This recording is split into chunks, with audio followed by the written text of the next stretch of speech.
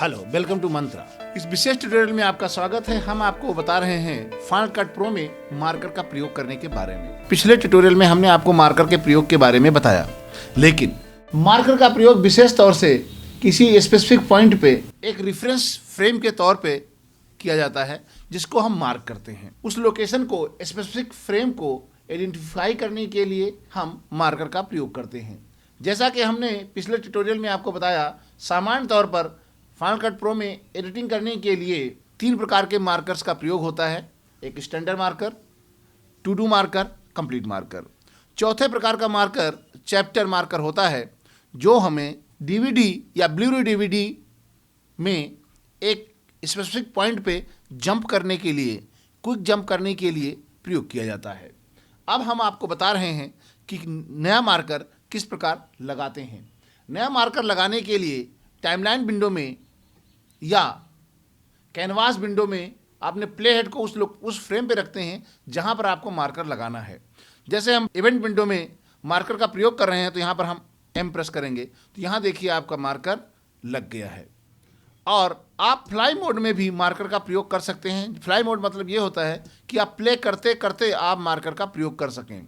जैसे हम यहाँ पर इसको प्ले करते हैं और एम बटन का प्रेस करते हैं, इस प्रकार आप मार्कर का प्रयोग कर सकते हैं। इवेंट ब्राउज़र में आप मार्कर का प्रयोग करने के लिए प्ले हेड या स्कीमर का प्रयोग करते हैं और वहाँ पर एम बटन प्रेस करके नए मार्कर का निर्माण करते हैं। इसके अतिरिक्त अब मार्कर को मॉडिफाई करने के लिए माउस को उस मार्कर पर ले जाएं और दोबारा से एम बटन प्रेस करें या शिफ्ट एम बटन का प्रयोग करेंगे तो आपका एडिट मार्कर विंडो आ जाएगी।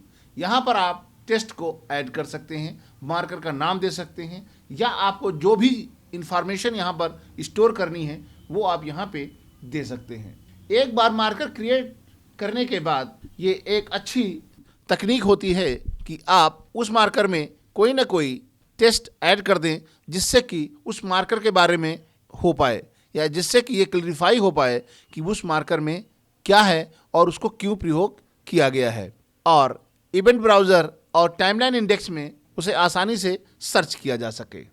मार्कर्स को डिलीट करने के लिए यहाँ पर हम मार्कर 1 का प्रयोग करते हैं और डन करते हैं। अब हम आपको बता रहे हैं मार्कर्स को डिलीट कैसे किया जाता है। मार्कर को डिलीट करने के लिए एक आसान तरीका होता है, उसको आप सेलेक्ट करें। सेलेक्ट करने के बाद आप राइट क्लिक करके आप डिलीट मार्कर का प्रयोग कर सकते हैं, जिससे कि मार्कर को आप डिलीट कर सकते हैं।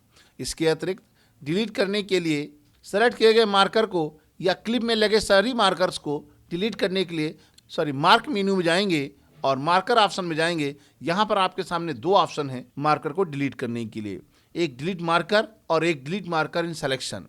सेलेक्शन का मतलब ये है कि जिस क्लिप पे आपने प्रयोग सेलेक्ट किया हुआ है उस क्लिप में लगे सभी मार्कर्स को डिलीट करने के लिए हम डिलीट मार्कर्स इन सेलेक्शन का प्रयोग करते हैं। डिलीट मार्कर का शॉर्टकट कमांड है कंट्रोल एम, और delete marker in selection option का शॉर्टकट कमांड है कंट्रोल शिफ्ट एम। यानी किसी भी मार्कर को डिलीट करने के लिए आप कीबोर्ड शॉर्टकट का भी प्रयोग कर सकते हैं। डिलीट मार्कर का प्रयोग करेंगे तो वो मार्कर डिलीट हो जाएगा जिस मार्कर को आपने सेलेक्ट किया है।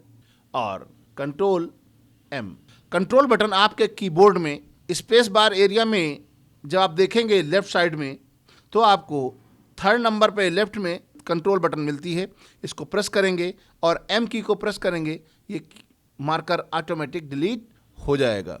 इस प्रकार कहीं पर मार्कर लगाने के लिए आप एम का प्रयोग करते हैं और उसी मार्कर को मॉडिफाई करने के लिए उसी मार्कर के ऊपर प्ले हेड को रखकर दोबारा से यदि हम एम प्रेस करते हैं तो मॉडिफाई विंडो आ जाती है। वहाँ पर कोई टेक्स्ट ऐड किया जा सकता है और मार्कर को डिलीट करने के लिए हम कंट्रोल एम का प्रयोग करते हैं। एक क्लिप में लगे सभी मार्कर्स को डिलीट करने के लिए हमारे फाइनल कट प्रो में शॉर्टकट कमांड दिया गया है कंट्रोल शिफ्ट एम, तो उस क्लिप के सभी मार्कर एक साथ डिलीट हो जाएंगे।